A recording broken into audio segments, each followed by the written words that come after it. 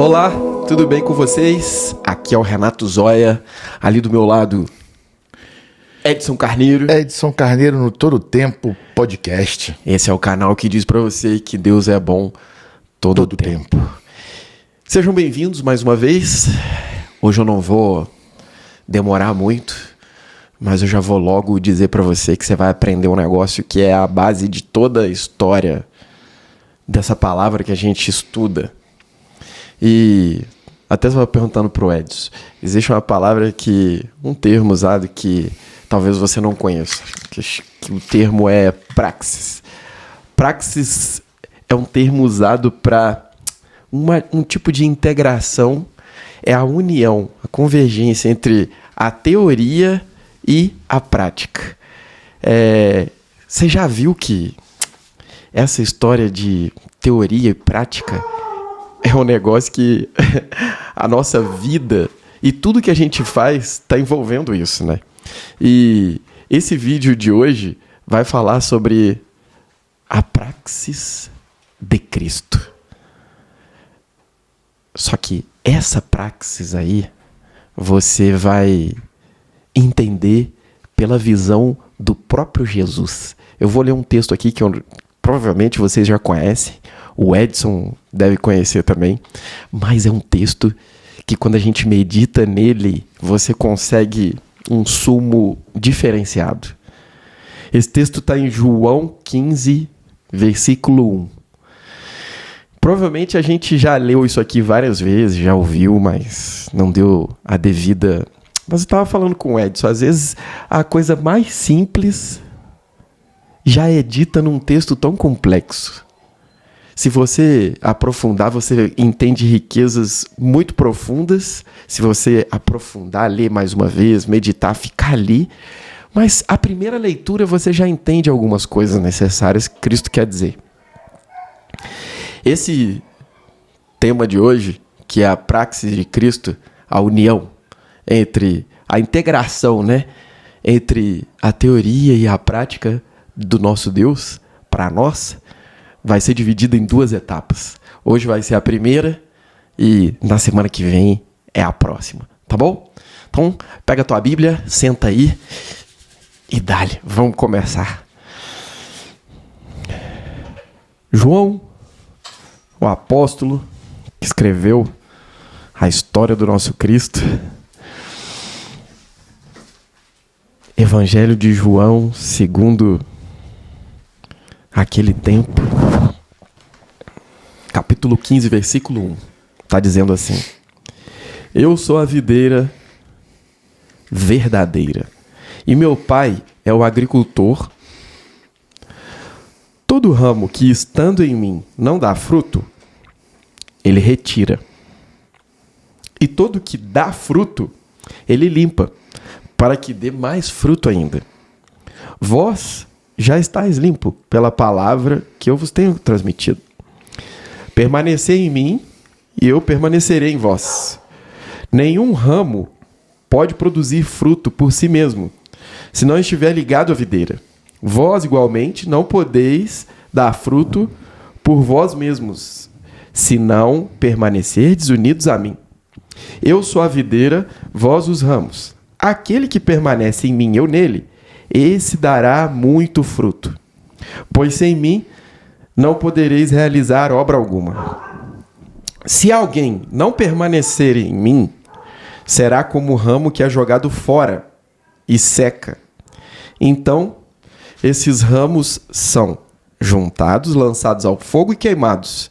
Se permanecerdes em mim e as minhas palavras permanecerem em vós, pedireis o que desejares e vos será concedido. O que glorifica meu Pai é que deis muito fruto, fruto em abundância, e assim sereis verdadeiramente meus discípulos. Isso é muito bom, né, cara? Isso que ele está dizendo aqui, Edson, envolve essa frase do final que ele fala aqui: pedireis o que desejares e vos será concedido. Tu tem pedido coisas a Deus? Tu tá sentindo falta de nada não, Edson? Tá não? Da música. A musiquinha, né, cara? É, cara. Vamos botar Tava a um musiquinha. silêncio meio esquisito mesmo, né? Que a gente Tava um não tá silêncio acostumado. estranho. Vocês estavam sentindo aí o silêncio? Que a gente bota uma musiquinha, uma trilha clima. nossa aqui, né, cara? Não dá pra ficar... Aí, era isso que tava faltando. Ouve aí.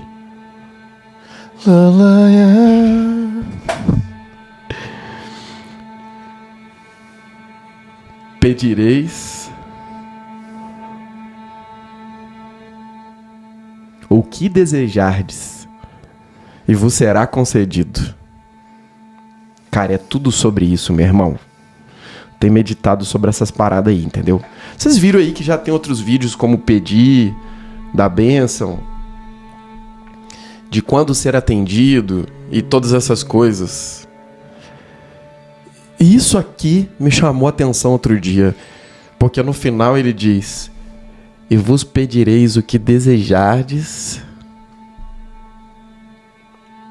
Ele falou: pedireis o que desejardes e vos será concedido, velho. Tudo tem a ver com o que o Senhor vai dar. Como que Ele te dá as paradas, mano? Por quê? Tem muitas coisas que a gente não para pra pensar.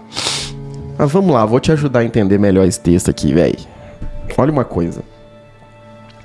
Eu sou a videira verdadeira e meu pai é o agricultor. Tá. Deus ali é o agricultor, Cristo é aquele que tá sendo visível ali como o ramo, né? Como a videira ali, de fato todo. Todo ramo que estando em mim não dá fruto, ele retira. O que me fez pensar o quê, meu irmão? Que se você tiver em Deus, tá? Você tá lá com ele, porque ele tá falando, todo ramo que estando em mim, esse ramo não é de fora. Não é suficiente, né? Ele é de dentro. Deus retira. Beleza. Então, o ramo que não dá fruto pode ser retirado. Guarda isso aí. E todo que dá fruto, ele limpa, para que dê mais fruto ainda. Aí você pergunta assim, tá, mas o que é limpar, hein, mano? Que aqui tá meio figurado. E você fica assim, pensando, tá, mas o que der fruto, ele vai limpar para que dê mais ainda. Quer dizer, ambos estão nele. Vamos colocar numa linguagem mais prática. Ambos estão... Vamos supor que Cristo está aqui do meu lado. E tanto aquele que não está dando fruto, quanto o que está do lado dele, ouvindo as coisas dele aqui. Estamos com ele, aqui, em companhia e tal. Aquele que dá fruto, Deus limpa, ou poda. Eu estava perguntando para a Vivi outro dia se a poda também é chamada de limpeza. Ela falou que sim, que é o mesmo termo. Você podar ou você limpar, dá na mesma. Aqui ele usou limpar. Tá, um é podado, limpado, e o outro é o quê? É como se ele tivesse sido... Ele não pudesse mais encontrar Cristo. É como se ele perdesse a presença de Cristo. A gente foi para um lugar, ele não viu, e daqui a pouco ele ficou sozinho, e eu fui com Cristo e ele ficou. É como se você perdesse a oportunidade de estar de novo com ele. Isso é retirar. Agora, e o limpar? O limpar, ele está dizendo no próximo versículo. Olha que doideira, mano. Ele fala assim: vós já estáis limpo pela palavra que eu vos tenho transmitido.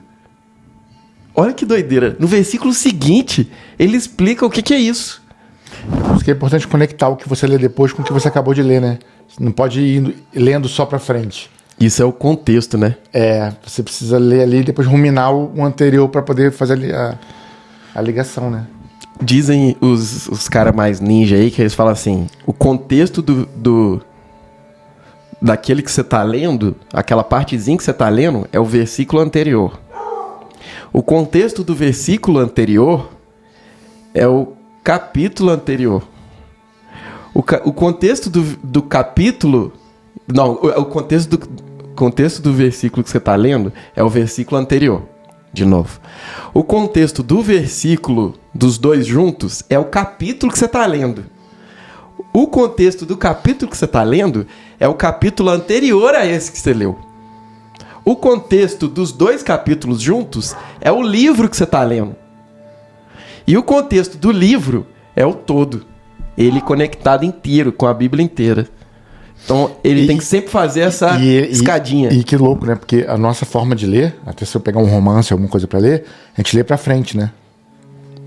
A gente lê indo. Pois não é, lê né, cara? voltando. Leu aqui pra conectar com o que acabou de passar. Agora, olha que o hebraico se lê de trás pra frente. Meu aí, Deus do céu. Putz, cara. Cara, meu irmão. Não tem como você entender a história de Cristo indo pra frente. Você tem que começar de costas, de trás, e vir vindo, mano. Não tem como. E pra você ver, o hebraico se lê exatamente de trás pra frente.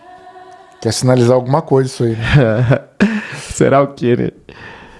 Cara, vós já estáis limpo porque tem ouvido a palavra de Deus. Quer dizer que a poda significa você continuar ouvindo. Deus limpa para que você dê mais fruto ainda. Quer dizer, você já tem dado fruto. Quando Deus entende que você tem dado fruto, porque ele está dizendo, aquele que estando em mim dá fruto, é limpo para que dê ainda mais fruto. A limpeza é o quê? É isso aqui que a gente está fazendo agora. Ou um lugar que você vai para ouvir a palavra. Ou você ter um tempo lendo a palavra. Você escutar de alguma mídia, ou botar a tua Bíblia online e ficar escutando a palavra. Isso me remete muito à tua participação na relação, né? Porque você vê, o outro também estava com ele, mas a participação dele na relação não estava sendo efetivada, né? Quando você dá o fruto, que é isso que ele está dizendo, você está fazendo a tua participação da relação. Deus está fazendo a dele e você está fazendo a sua parte também, né? Pronto. Exatamente. E o que me faz entender que os discípulos ali que ele estava dizendo essa parada, que ele estava dizendo para os discípulos, é o seguinte: vocês já estão limpos. Por quê? Vocês estão comigo, estão ouvindo de mim, e automaticamente isso faz as duas coisas. Faz você, primeiro, estar ligado à videira, tá com ele, você tá com ele em presença, então isso também é a tua parte.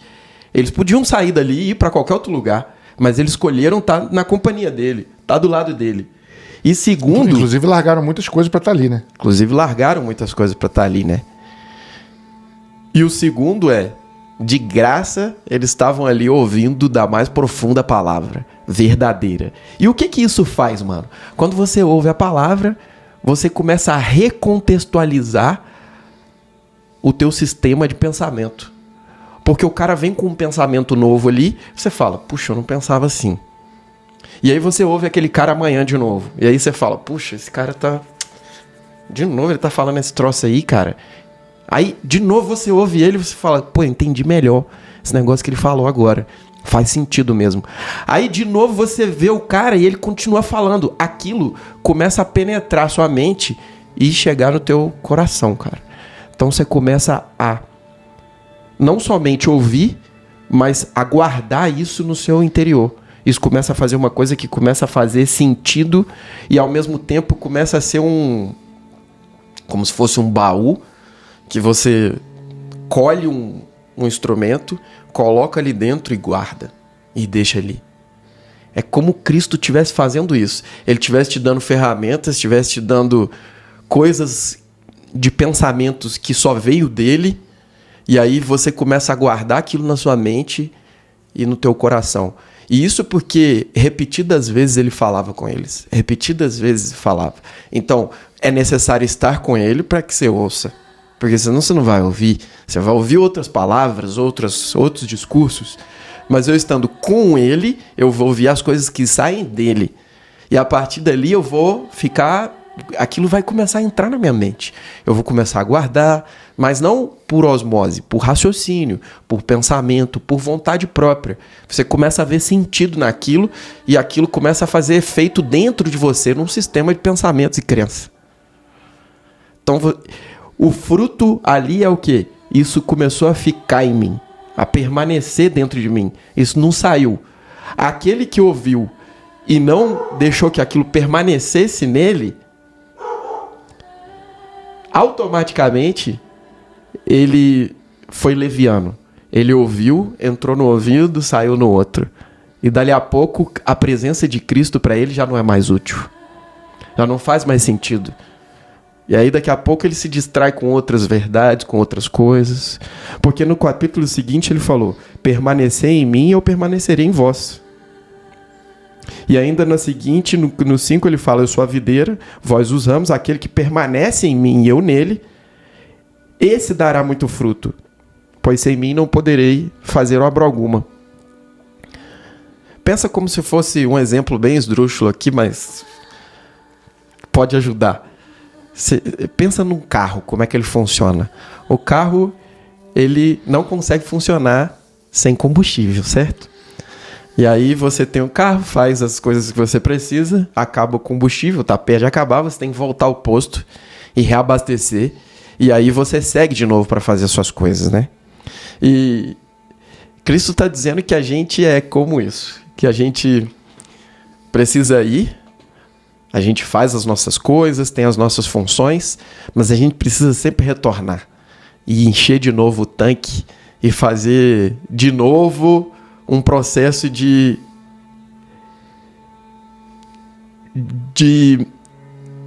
preencher mesmo o nosso interior das coisas que saem dele. Porque quando ele diz isso aqui, permanecei em mim e eu permanecerei em vós. Permanecer em mim é volte sempre em mim. Volte, venha de novo, vá buscar de novo na fonte. Leia novamente, escute novamente, vá novamente ao lugar onde você entende que está a palavra de Deus. O tempo todo faça esse caminho, permanecer em mim, buscando em mim, e eu permanecerei em vós. E aí isso sai da sua mente, vem pro teu coração, e isso vai fazendo com que fique ali. Agora, veja se essa não é uma parte que depende muito da gente querer permanecer buscando nessa fonte em específico, né? Ele fala: se alguém não permanecer em mim, quem que é esse? Esse é aquele do início que ele falou assim: se alguém estando em mim, esse precisa permanecer. Cara, você precisa persistir em manter buscando na fonte dele. Em vias mais reais é isso. Aquele que estando em mim não dá fruto, o Pai retira. O que quer dizer isso? Ele está falando: se alguém não permanecer em mim, no versículo 6, será como um ramo que é jogado fora, seca. Cara, literalmente, aquele que não continua, seca. Ao contrário, se permanecerdes em mim e as minhas palavras permanecerem em vós... Ouviu isso aqui? Se permaneceres em mim, buscando em mim, e as minhas palavras permanecerem em vós. O que ele está dizendo, cara? Que quando a gente ouve ele, a gente precisa de verdade fazer com que aquilo permaneça na nossa mente. Isso tem a ver com o quê? Com meditação. Mastigar. Mastigar algo que você está recebendo, que seria a teoria. Tem a ver com você continuar... É engraçado que em toda a Bíblia, cara, em muitos lugares aqui,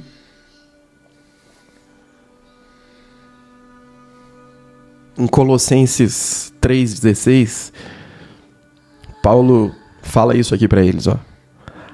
Habite ricamente em vós a palavra de Cristo. Que a palavra habite em você.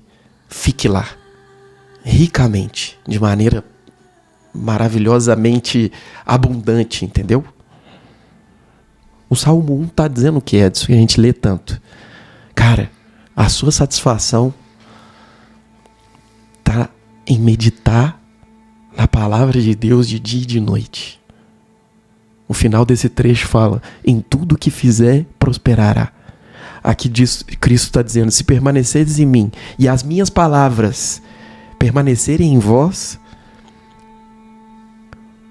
pedireis o que desejares e vos será concedido. Cristo está dizendo isso aqui, mano.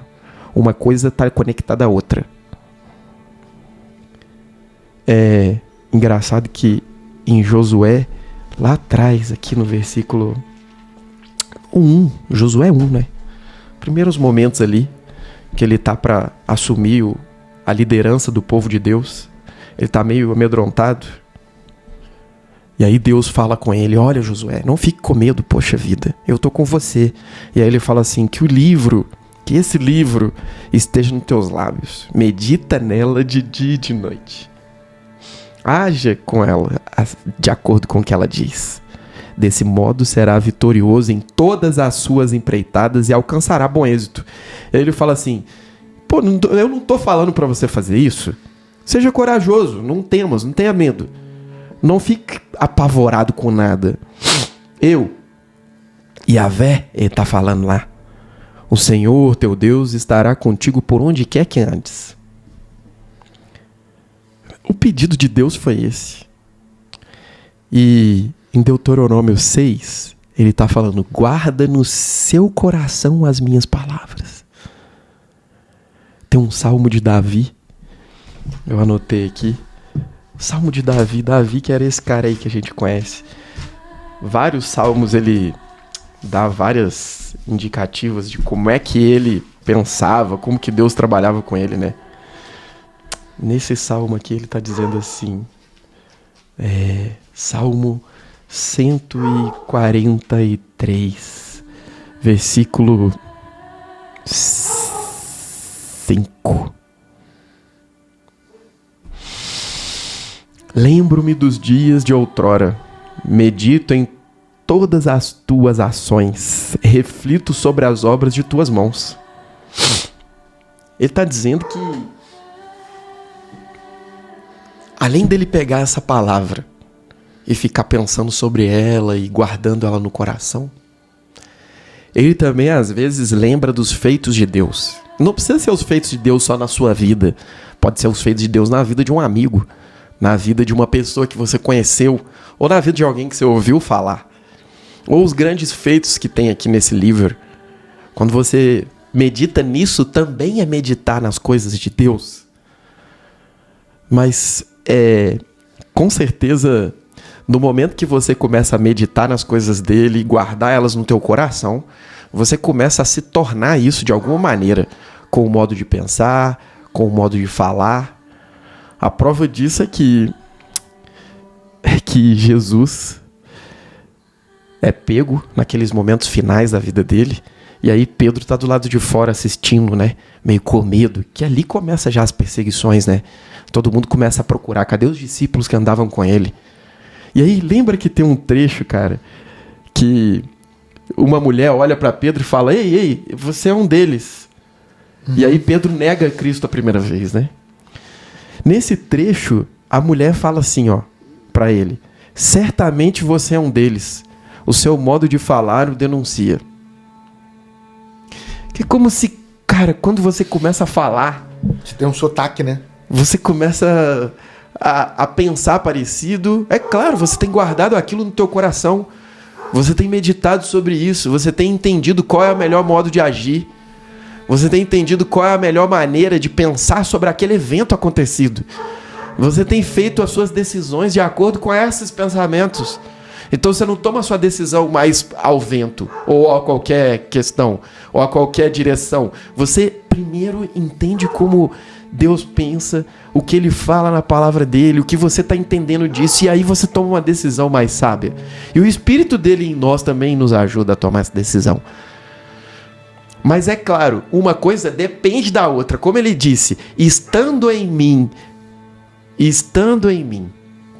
é necessário estar buscando na fonte, guardando no coração.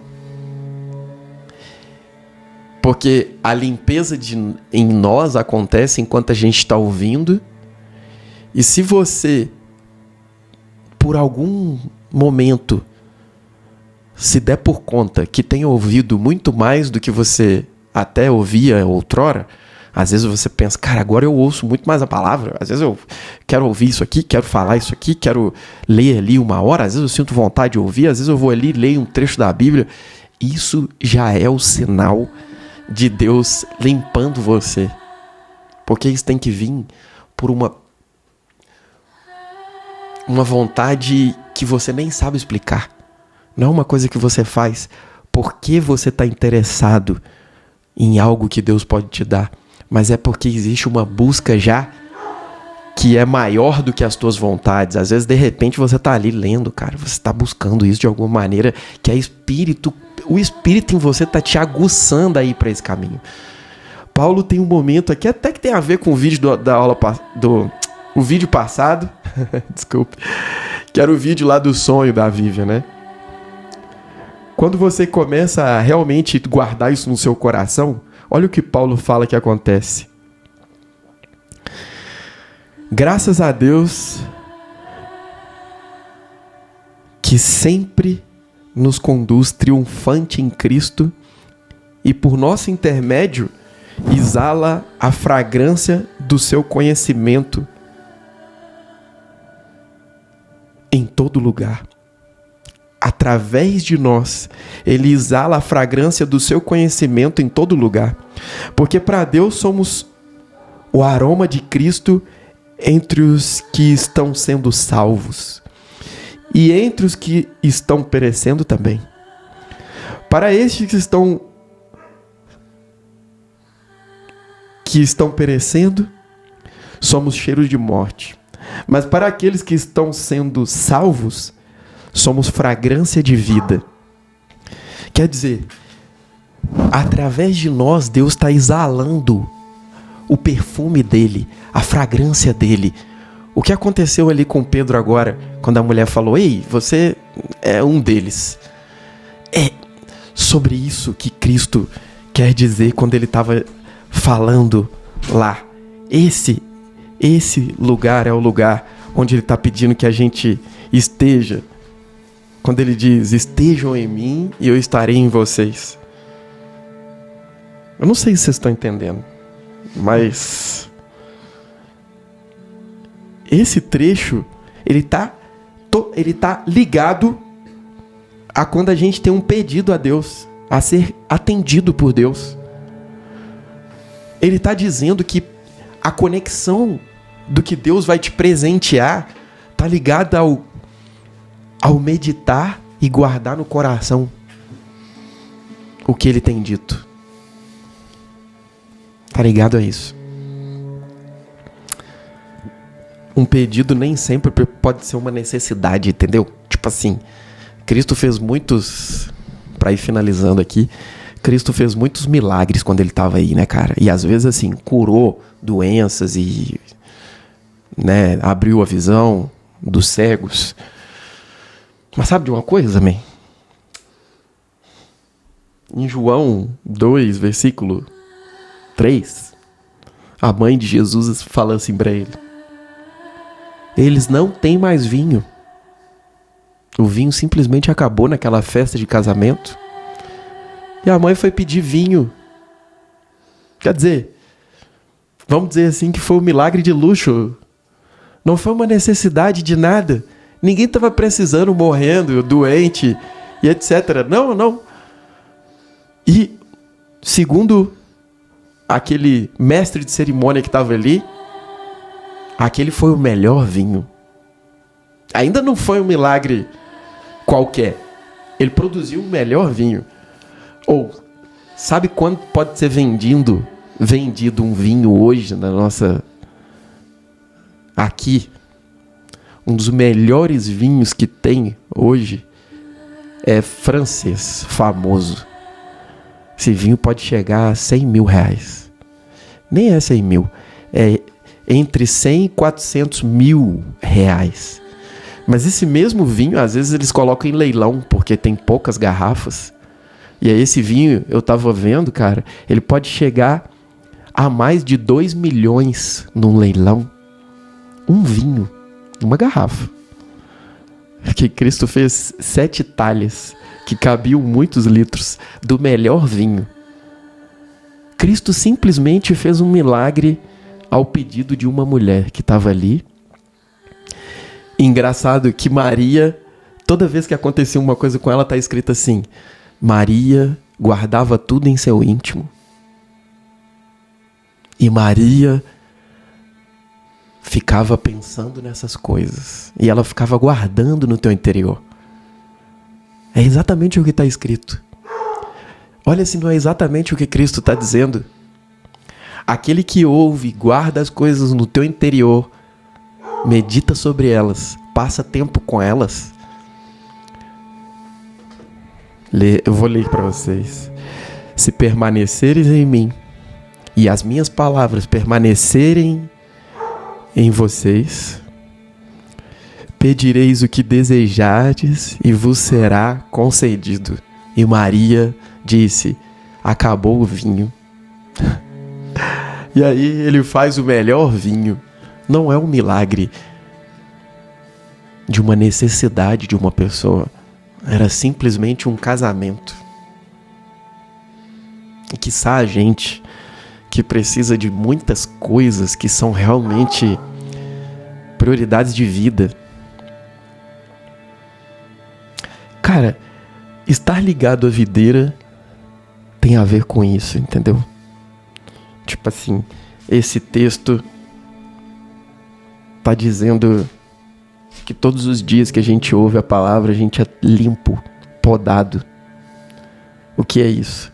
Aquelas crenças que você tinha na tua vida, da tua família, da tua criação, de coisas que você tinha no passado, começam a ser convertidas. Essa é como uma poda. É como se ele estivesse tirando umas coisas e colocando outras. Ele está refazendo o teu modus operandi. E aí fazendo com que você reestruture e ressignifique o seu interior. Ali você começará a dar fruto por consequência disso. Mas quando você guarda no teu interior, e é aí que ele diz: pedides o que desejares e vos será concedido. A praxis de Cristo começou hoje por uma teoria. A teoria é o quê? Você ouvir, meditar, guardar, pensar sobre. É uma teoria ainda. Ela está entrando nos teus vasos sanguíneos, na tua alma, no teu coração, no entendimento do teu cérebro aí. Está fazendo as ligações. E ela está sendo substituída. A palavra entra e substitui algumas ligações que antes a gente tinha, que agora passam a ser ressignificadas. No próximo episódio, parte 2, nós vamos tratar do encontro da teoria com a prática. Essa é a praxis de Cristo. Não perca na próxima parte, que eu venho aqui para dizer para você sobre de que maneira Cristo diz para praticarmos todas essas coisas. Talvez você vai se surpreender. É isso por hoje. Espero que você tenha curtido. Desejo que Deus abençoe a tua vida, a tua semana, que Cristo seja o portador da tua sabedoria e que Ele traga o mais rápido possível para o seu lado as coisas que dele vêm, porque tudo que vem dele é bom, perfeito e agradável. É isso aí, Edson. É isso aí, meu amigo. Estamos juntos. Valeu para vocês. Até o próximo. Tchau.